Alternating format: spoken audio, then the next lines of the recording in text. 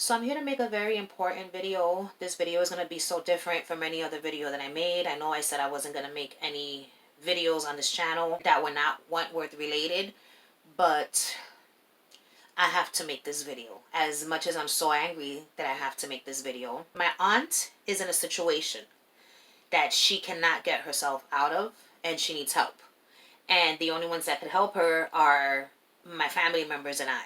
So she's married to this man who doesn't have her best interests at heart. He's just using her for her money. He has been since day one. I saw it since day one. And since day one, I became public enemy number one because I saw right through his bullshit. Little by little, he tried to separate my aunt from me. He doesn't want her interacting with me. He's basically been abusing my aunt mentally, emotionally. God knows if it's been physically as well, and I don't even want to think about that because the thought alone. He's been doing his best to keep my aunt isolated from her family. He changed the house phone that we've had since before we were even born, put a different house phone, took away her cell phone, and then my dad passed away.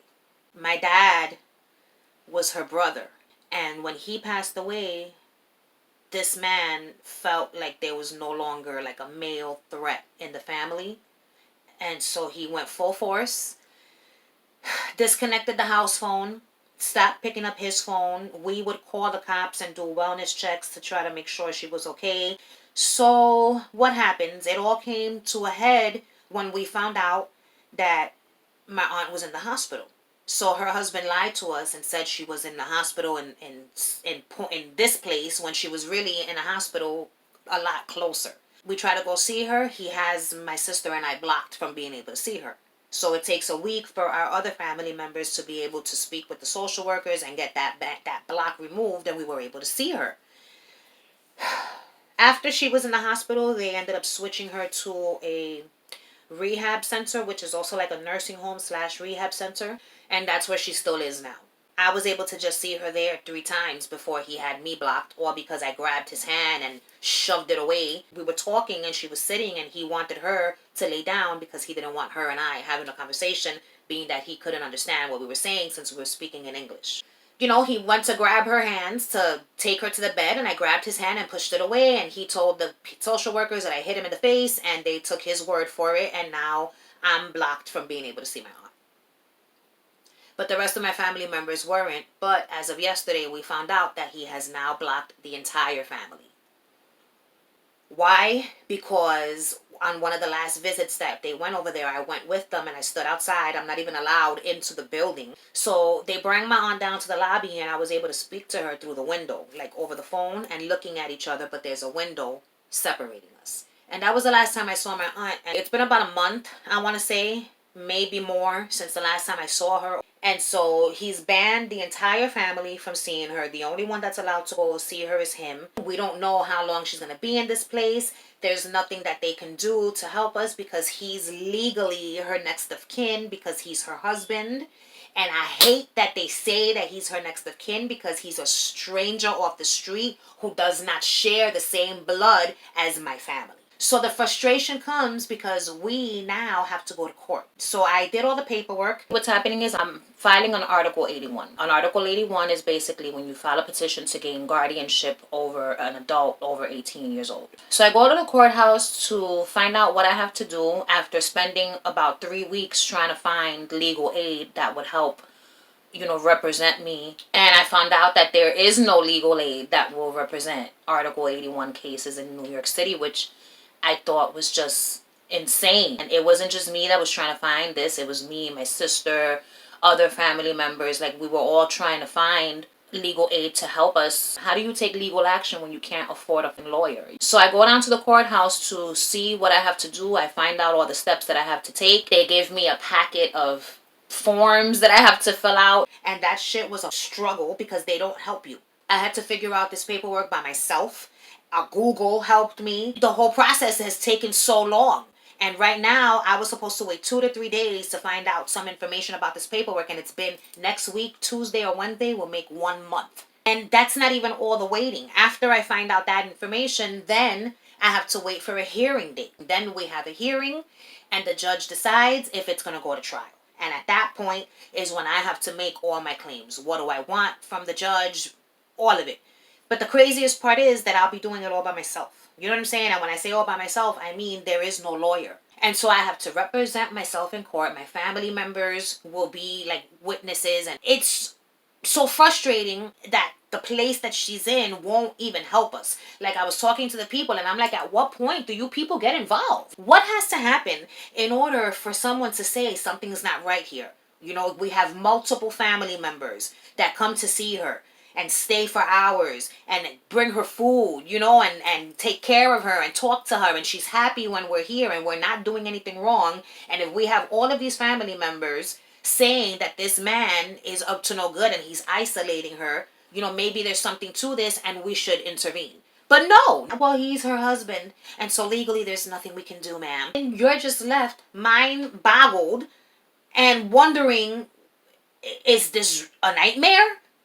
Or is this real life? Because it seems like it's a fucking nightmare, okay? In the meantime, who's the one that's suffering? My aunt. Because she wants to see me. She wants to see her family members.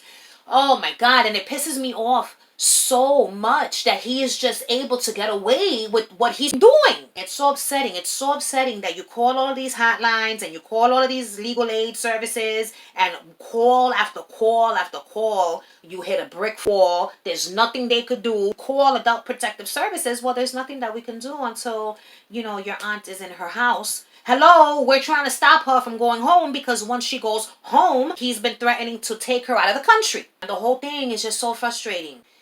And I want to scream and I want to cry. Like, I'm so upset that my aunt is in this situation and that there's literally nothing we can do but just sit here and wait to be contacted. I be calling this court every 2 days. I call. If I don't see an email, I'm calling. It's a serious situation. And what pisses me off, well, you don't have proof. If you had proof that he was doing what you're claiming, then we can get involved.